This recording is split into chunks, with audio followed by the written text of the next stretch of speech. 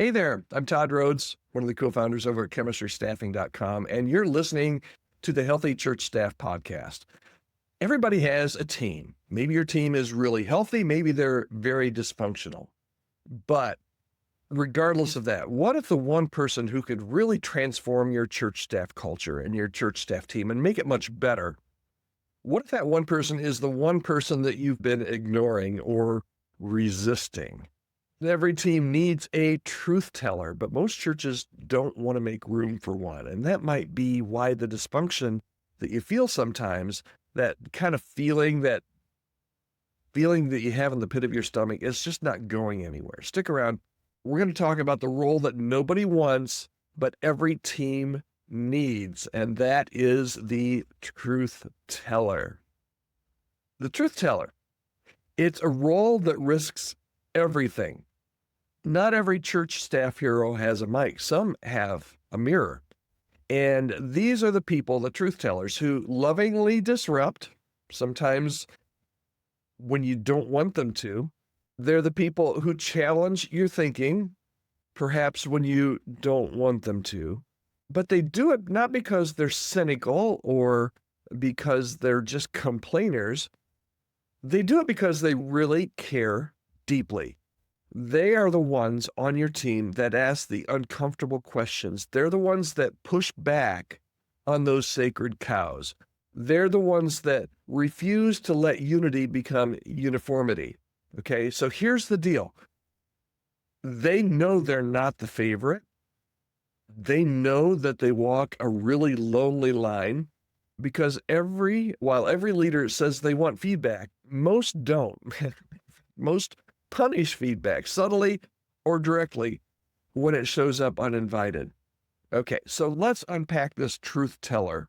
And maybe you're already thinking about somebody on your staff, somebody on your board that kind of acts as your truth teller. And truth be told, I find that this is a role that I play in organizations a lot of times and in churches that I've been a part of.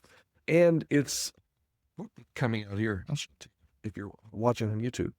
It's called Silent Alarm. This is very much talking about how the church staffing pipeline has changed. It's very much a truth teller book. It's saying stuff that nobody really wants to hear. But yet I find that I'm sometimes in a place to be that person. All right, so enough side note. I saw a squirrel there and an opportunity to promote a book that's coming out. But let's talk about truth tellers. And let's talk about the difference between a critic and a cynic, okay? The difference between a critic and a cynic, because we got to clear up something if we're going to talk about truth tellers, okay? I am not, when I'm talking about a truth teller, I am not talking about the serial complainer or the person who just wants to keep it real, but always leaves that shrapnel behind. It's like they come in to a room, they blow it up, and then they leave, and somehow they feel good about it. That's not the person I'm talking about when I'm talking about a truth teller. The person that we're talking about here today is somebody that's emotionally grounded, that's spiritually mature, that's biblically anchored, and they're humble enough to listen just as much as they speak. It's really important for you to understand about a real truth teller, the difference between a truth teller and a cynic. They're not against the mission. They are absolutely for the mission. They're on your side. They're for its health. Their goal is not to disrupt for disruption's sake. It is to lovingly help steer the ship away from those rocks, those hidden rocks that nobody's seeing. So what most churches make room for this type of a role. We're honest, this kind of voice threatens control, right? It slows down blind consensus. It pokes holes in plans that we thought were all finished and polished and ready to go. It makes meetings messier, not smoother. It makes meetings longer, not shorter. So what happens? Truth tellers often get labeled as difficult, and their input gets sidelined. Eventually, they burn out. A lot of times they leave. And nobody realizes the wisdom that they lost until all the wheels fall off, and they think, I think somebody told us that this might happen. You know what's worse than a church that ignores its truth teller? It's a church that hires one and then silences them. Okay, so how do you embrace this role? Okay, they're never going to be your favorite person. They're always going to they're always going to be speaking truth, bringing truth to the table, even when you don't want it. So how do you embrace the truth teller on your staff without there being chaos? If you're a lead pastor, this is especially for you because I really believe this. You need at least one person in your inner circle who's a truth teller. Let me say that again. If you're a senior pastor, you need at least one person in your inner circle that you trust who's a truth teller, right? They don't flinch when disagreeing with you. They're willing to come to you and say, Todd, let me speak something here because I want to disagree with you. And they're not going to flinch, and you're not going to flinch because you respect them. They're going to be the person in your inner circle that, or on your staff team that can challenge your thinking without being disloyal. That should really be everybody, but truth tellers especially.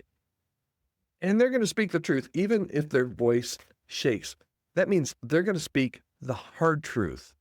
They're going to be the ones going into Pharaoh. You're Pharaoh in this situation, right?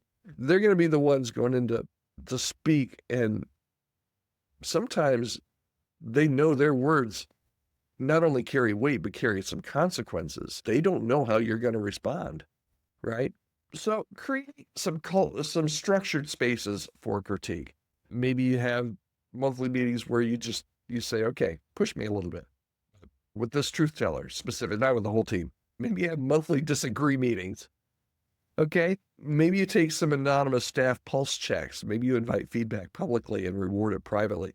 And let me say this, because I know there are some truth tellers that are listening and watching. You're like, Todd, you're describing me. This is not a role that I've wanted. And most truth tellers don't necessarily want that role. That's just how God has wired them.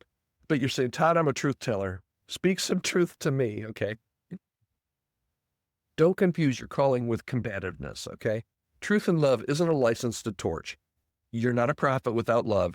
You're just noise if you do that, okay? So that's my advice to you is just don't be combative. And it's really easy. It's easy for me as a truth teller when I'm not listened to get a little combative. And those are not my proudest moments. So truth and love isn't a license to torch, okay? So here's the bottom line for today. Every healthy team needs someone who will say what others won't. And the goal isn't conflict, it's clarity. And sometimes the most loving thing you can do is tell the truth. Sometimes the most loving thing you can do is listen to the truth and not hit the person over the head that brings you the truth. All right. Maybe you're a truth teller and you're like, Todd, this was great. Maybe you're a senior pastor and you're like, Todd, this wasn't so great. Or maybe this was great. I don't know. I would love to hear from you. podcast@chemistrystaffing.com if this resonated with you. And if you need some help on your staff team kind of identifying or working with this truth teller, offer some coaching services, you can reach out to me at podcast@chemistrystaffing.com. Love to have you reach out to me if there's any way that I can help you and your staff become even a little bit more healthy. All right, that's it for today on the Healthy Church Staff Podcast. I hope you'll join me again tomorrow. We're here every weekday, and I hope you'll come back for some more Todd time tomorrow right here on the Healthy Church Staff Podcast. Have a great day.